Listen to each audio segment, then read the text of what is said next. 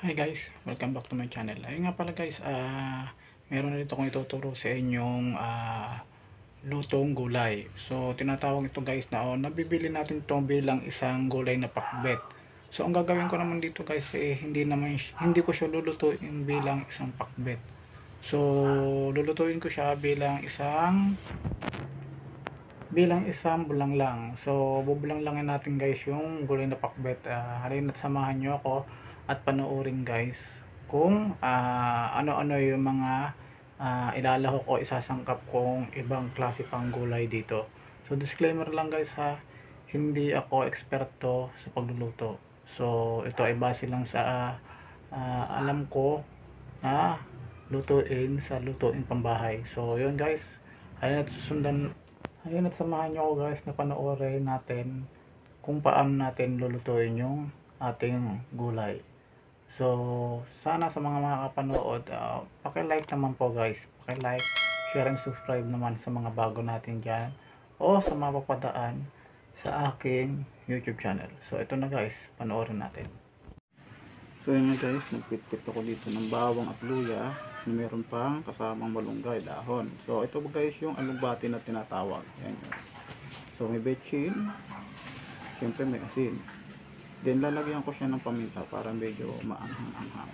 Then ito guys, inilagay ko na sa mainit na tubig na nasa kawali na siya. Nag-prepare na rin ako. Ayan, inuna ko yung sitaw, yung pampakpet natin, inuna ko siyang inilagay para medyo madaling lumambot. So ganyan lang guys.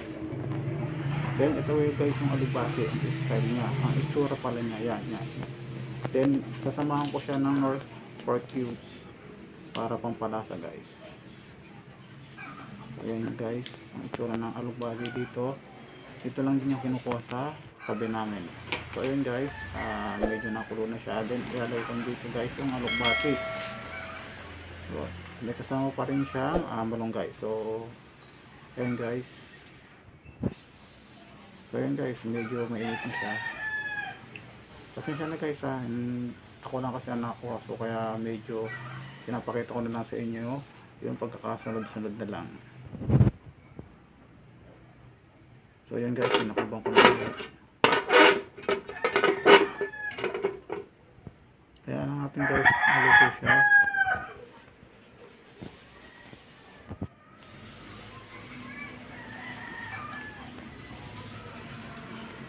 Then guys, ilalagay ko na rin dito guys yung Knorr pork cubes. So yun guys, medyo malambot na siya. So yun guys, hanggang dito na lang guys yung ating video tutorial para sa ating lutong pakbet guys. Thank you for watching.